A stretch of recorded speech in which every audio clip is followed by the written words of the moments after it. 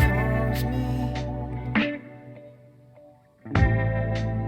and the sun always shines the same. The grass used to hold me,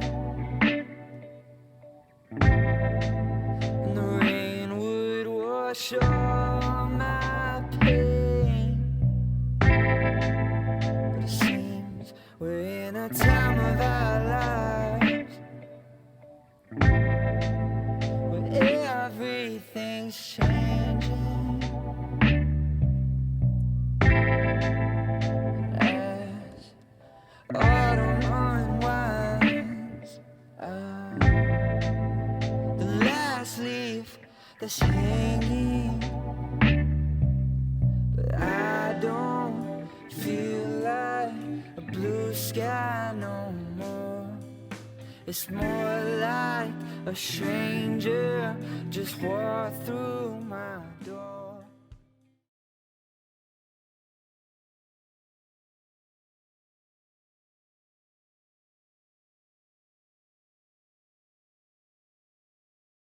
I can explain it, man. Yeah, go ahead. I was born at Phoebe. We moved to Albany and we started living like just place like apartments and then like a small house.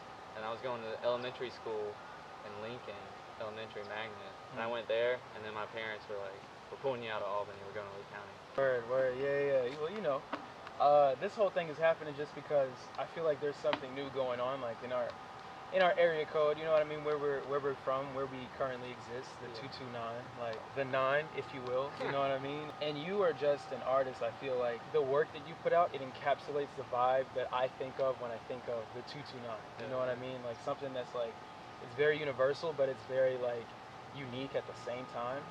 You know what I mean? And we're gonna get into that. We're gonna get into it. I'm gonna let you speak more on that than me. I just wanted to check in with this interview to start with. So I just want to ask, you know, how are you, you know, in 2020? Because we know this year is going to go down, you know, in history as far as like years go. So how would you say like this year has maybe positively or negatively impacted, you know, your creative workflow? I mean, it had like positive and negative impacts on me, really. Like, thankfully, we were lucky enough to keep our jobs.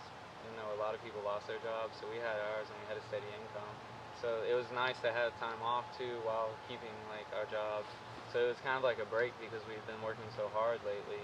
And so like it really opened me up to like learning more about music. I started like just watching a ton of, I was going back to like my 12 and 13-year-old self. Like I was just like watching music videos all the time. Right before COVID hit, we took a trip to Macon, Georgia. And we went to the Big House. That's what they call it. It's like the Allman Brothers band. It was like the first house they bought together as a band, and they used to live there. And so we went there, and it's like my favorite band, like growing up, man. And my dad and I used to listen to them all the time. And so we went there, and I just looked at all their stuff they had hanging on the wall, and like it was just like amazing. And then you could go to the grave site of like the founding brothers of the band, the Allman Brothers. It's Greg Allman and Dwayne Allman. After I went to that gravesite, it sounds weird, but just something clicked with music. Like I just like everything made sense. Like it came full circle. The negative impact is not seeing my family because like my mom got sick this year. She was diagnosed with scleroderma. It's basically like immune disease kind of thing. It affects everybody differently. Not being able to go see my mom, be scared to see my mom because I don't know if I'm going to be able to get her sick or not. You know. And so that's real stressful. Stuff like that. My mom is exactly like me. Like the reason I am the way I am is like my mom, dude. She raised me. Like my dad's around. I'm not gonna like say my dad wasn't there, but like my mom raised me. Like everything that I do and like say and like how I treat people is my mom like living through me. Yeah. Well, I'll keep you in my prayers, man. Yeah, I appreciate that. I'm sorry to hear that, but I feel like we've been given so many extreme examples of like positives and negatives in this year, and I just think, you know, just one thing I've taken from that is just persevering, and that's not a very easy thing. It's especially easier said than done. But I feel you. It's like almost like a coming of age year, really, because like I just feel like it worked out to where like this is a really hard year, and it's also like a couple of hardest years in my life, really. Like, and now I'm saying that for like everybody around our age, because like these years are like pretty hard. You're getting out there trying to figure out what to do with your life, but then you're trying to realize that you don't have to figure out what you do with your life just yet. Like you can figure out what you're good at, get good at it, and just like you know what I'm saying. Yeah, no, I got you.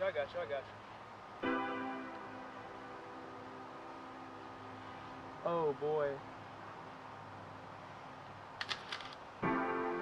Is it dope?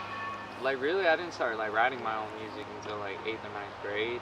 I don't know what genre I would have called that, but like it was just songs I was writing about. Like I wrote a song about like an ex-girlfriend that moved away, and then just a few things like that.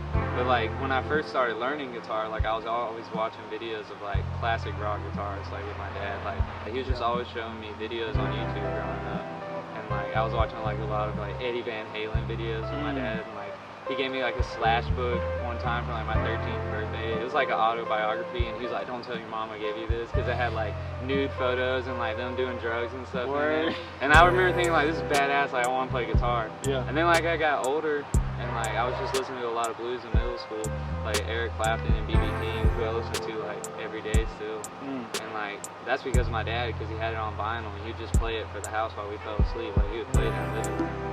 Because we lived in a trailer. I remember when he had a record player at one point. We lived in a trailer, so like me and my sister were sharing a room on this end, and my mom and dad were on this end. And in the living room, he would play like a record, and like we would just listen to that shit and fall asleep. And then he would get up in the middle of the night and like turn it off and go back to sleep. Word. So like I always wanted to like make music like like vibes, that. basically. Yeah, Like, my dad was like making it happen basically. He like wanted me to like music, and so like that really made me want to play like blues. And as I got older, really, like I figured that out. Like I like played in like a pop punk band with my friends, and I love pop punk, and like I play a lot of that too. Like I try to write songs for my friend's bands, Small Talk. It's me and Skylar. Like we started like a long time ago with his brother too. His brother played drums for us.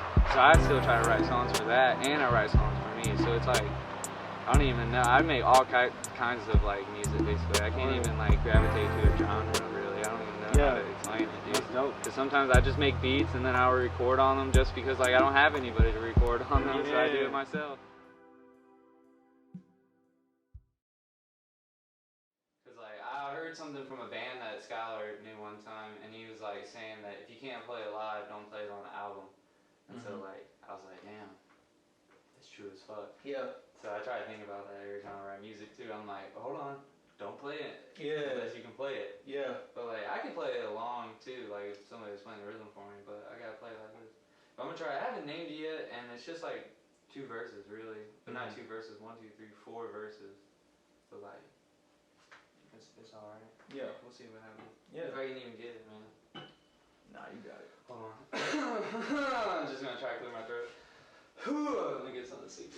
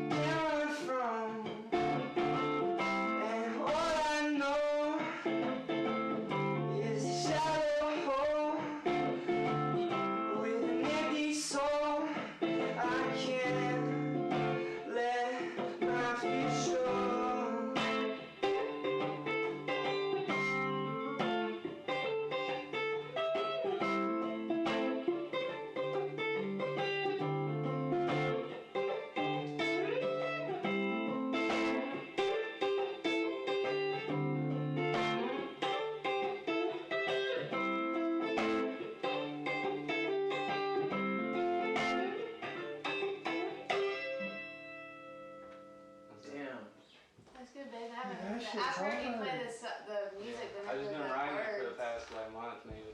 That was really good. That's crazy.